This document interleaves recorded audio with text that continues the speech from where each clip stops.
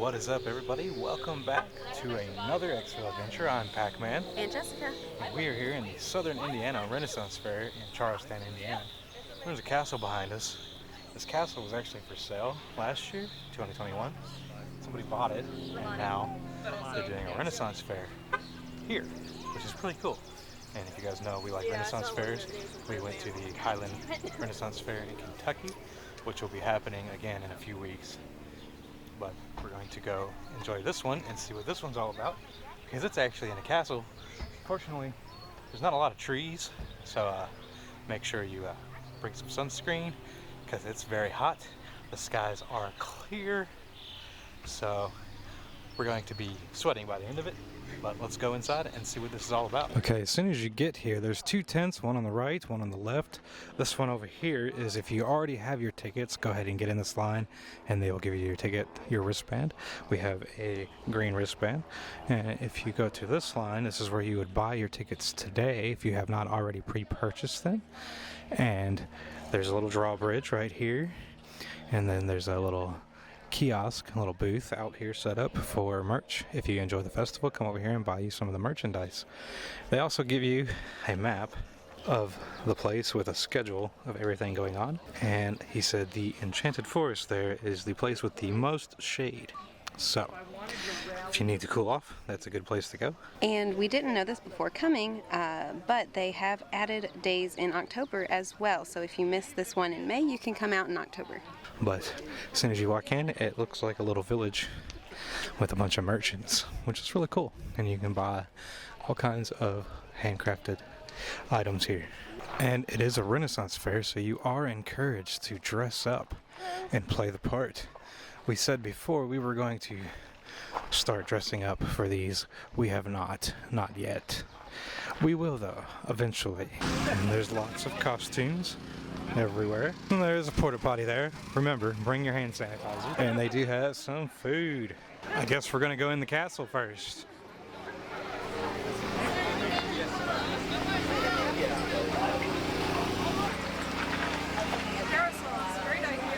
Lots of stones and crystals. And there's a lot of little spots where you can hide and get some shade up against the castle wall there. And there's a little show going on here. Lords and ladies, if you have enjoyed our show, you can take us home with you. That's right. And this food booth is called the American Smokehouse Stadium. For short, you guys can see for yourself what it says. The highly popular swords. They even have some Game of Thrones banners. If you need a drink carrier, they have these things. It's pretty nifty.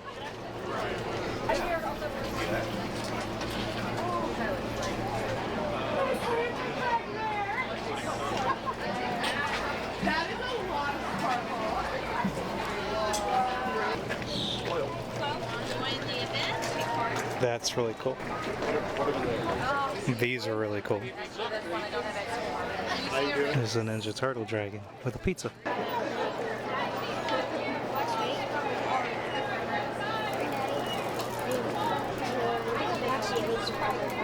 That's a torque. Don't take a necklace, but what it is more in front and symbolizes broken. That's the way the Celts did this.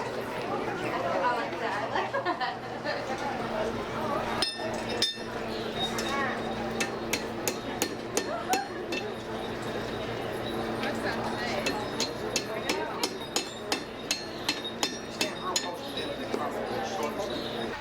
And this is the fairy forest they were talking about, where there's some shade, and they call it the fairy forest because there's little fairy houses and a lot of the trees. There's a purple one over here. And there's a spot over here if the kids want to do a joust of their own with some fun noodles. And then right across from that is a place to shoot a bow and arrow at the jester down at the end. They all have foam tips on the bows. $5 for 5 throws. You ready to do it, guys? Finally make on my 3D printer that I originally got it. I'm Sir Mark, and I am the Queen's Royal Falconer. As simply means it is my job play, my privilege, to train the hawks and falcons for hunting for the Queen. I have one here. My lords and ladies, this is a red-tailed hawk. Her name is Rose, but she doesn't know it. You laugh, but it's actually kind of a funny point. People are really strange about animals. We have a tendency to be anthropomorphic. You know what that means? She's got the dead mouse, or rat in this case. It was already dead, but now it's really dead, because there goes the head. Oh, go, really? Thank you. Try to rip that out. Oh, there goes some guts. That's where all the vitamins are. My goodness, that's a big bite. Really? The tail goes down last. I call that beak floss. Parasocs are uniquely social. They actually hunt like a pack of wolves. It's the only bird of prey we know of that does this. So a family of parasocs might go after something as big as a 10-pound jackrabbit. Can you imagine that? This bird only weighs 2 pounds, and yet they hunt together cooperatively. When a hawk is hunting, the rabbit flushes, you go now or you don't get it, right?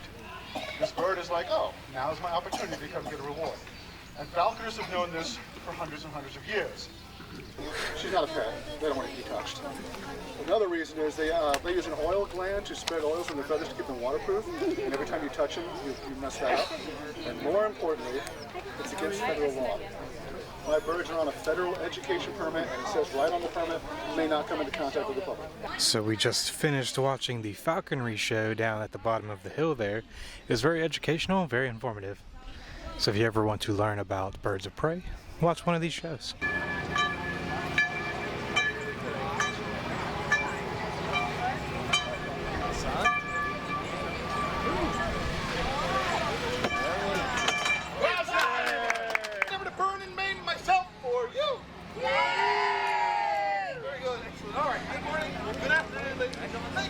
Coming up today, a brief moment of introduction. My name is Joust, and I am the master of manipulation, the king of chrono-ocular digitation. Is it a real board? So to that end, I would like to prove a point. It's a good point.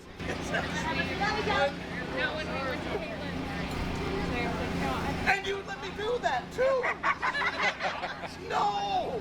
It would look like this.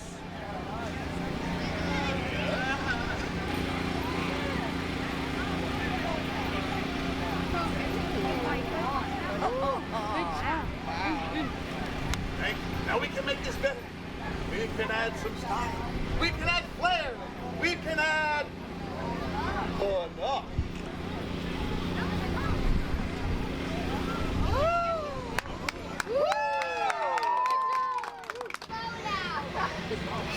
Or you can use the water. Oh, wait.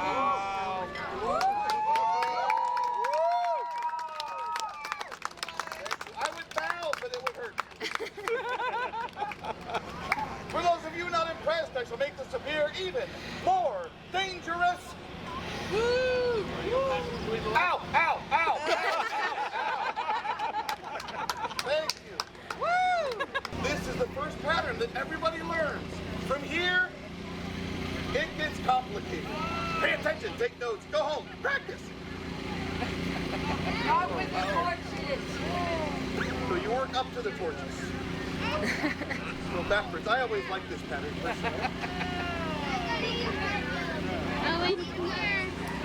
This one's confusing. Oh, I show you 3D juggle. If you put on the red and blue glasses, it looks like this. It's true. Now, have you ever wondered what it is about this pattern that is so bemusing to the eye, so befuddling to the brain? Yes. It is because you've got all 3 balls working together, all 3 objects in the pattern bouncing back and forth, side to side, hand to hand, in never-ending patterns that constantly can...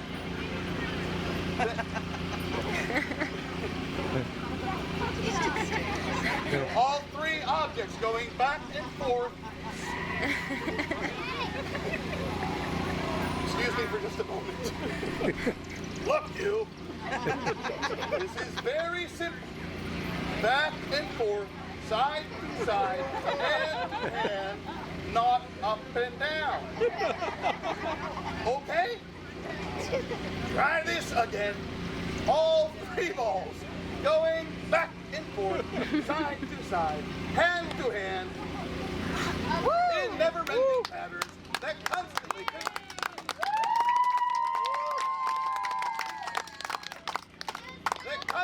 confuse and confuddle the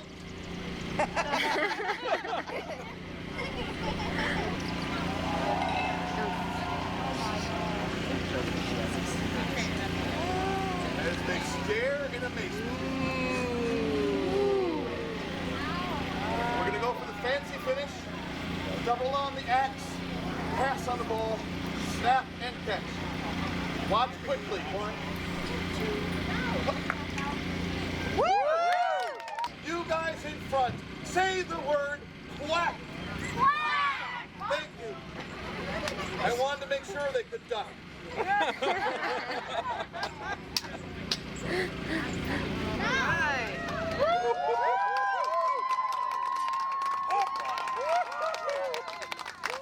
One.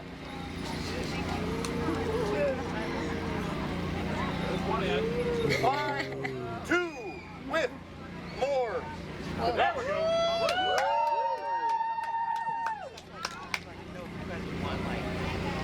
I'm gonna stretch the ear just a wee bit.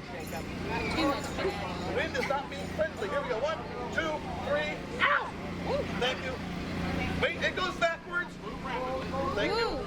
Up and down. Oh, no. All right, it does this too.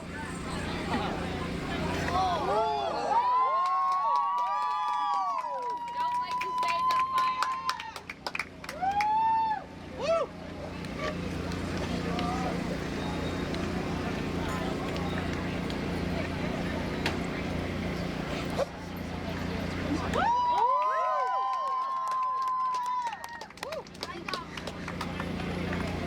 Photo op.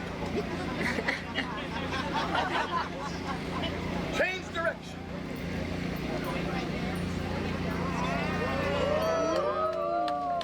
You can make it twice as hard and drop out half the sticks. I know. Thank you. I got one more trick for you guys today. Would you like to see a trick which is truly amazing? A trick which is truly dangerous. A trick which is blatantly stupid. Flaming devil stick under the leg. Real fire. Real puffy pants. Really not a good idea. This is why I don't wear a kilt. As much for my safety as it is yours. Testing. Woo! Thank you. All right, now under the leg goes up and over, flaming double stick. I did the right wall of thought, yes? All go, ooh, yes? All throw 20s in the hat, yes? I heard a couple yeses, thank you, very nice. In all sincerity, ladies and gentlemen, thank you very much today. Hope you've enjoyed yourself. My name is Darcy Siskonovich. Master manipulation, under the leg, for real. A little fire left. 1, 2, 3.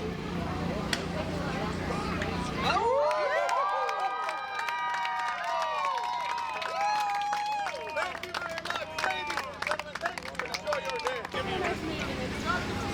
Earlier, that's fire on 1. And on this side of the castle is the jousting field. And if you look closely, you might see a horse.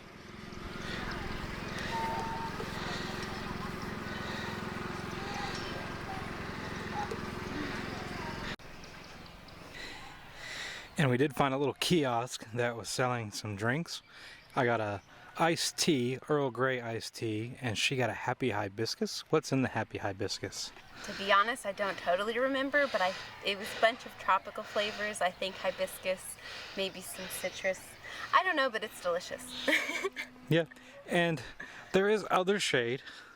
If you look over here, this is the jousting side of the castle, and that back there is where the festival is being held. Over here's the parking lot, but we found this nice tree with nobody around it. Literally nobody's around it, and we're waiting for the joust to start here soon, so we can show you guys what that's all about. But we're in the shade enjoying our nice cold beverages, waiting for the joust. But like we said before, this is the very first Renaissance Festival here at this location. And I must say, even though this is the very first weekend of the very first year they've ever held this, they have everything you'd expect from a Renaissance fair, at least what we expect from a Renaissance fair. They have the jousting, they have lots of performers, lots of vendors, and of course the necessary turkey legs, which we might get later. We'll see. But yeah, so far with it being inside the castle a little bit, that's pretty cool. It does get very hot in there because you are surrounded by concrete, and there's like a big incline all the way around it. There's a lot of vendors down there. Most of them take cash only, so be prepared to spend cash, not bring your cards. Some of the places, like where we got our drinks, they accepted cards, but a lot of the vendors that sell handcrafted goods is mostly cash. Good game, my lovely people!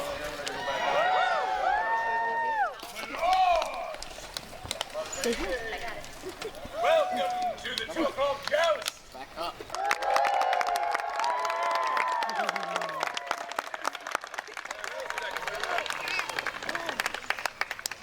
Welcome everyone to the Joust! I am Sir Declan, and I will be the champion on this field this day! Yeah!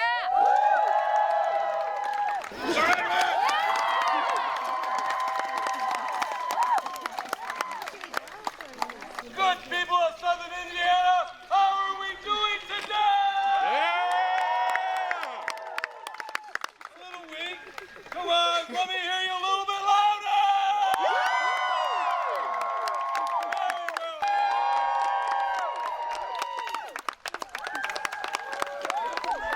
There we go. Let's go.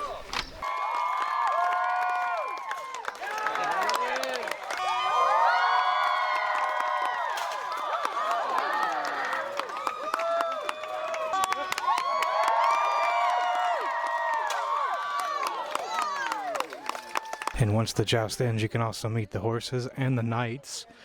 And there's some over here as well. All right, so we just finished watching the joust, and I really enjoyed the show. What about you? Yeah, I thought so too. It was definitely funny, and honestly, I think that you can hear them a lot better when they're talking compared to the one in Eminence. They just project their voices so much better.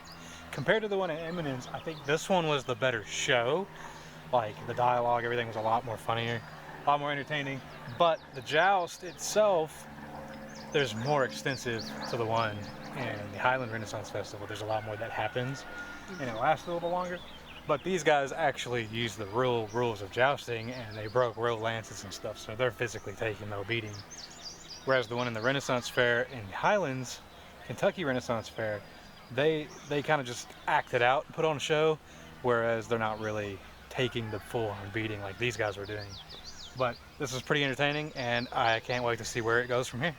And we was gonna get turkey legs from this stand over here, but they ran out, so we are not going to get any. Okay guys, that's going to do it from us today here at the South Indiana Renaissance Festival here in Charleston, Indiana. So I hope you guys enjoy the video and come out when they have it again in October. We'll probably be back with that turkey leg. But until next time, we love you all. Take it extra slow. Pac-Man out.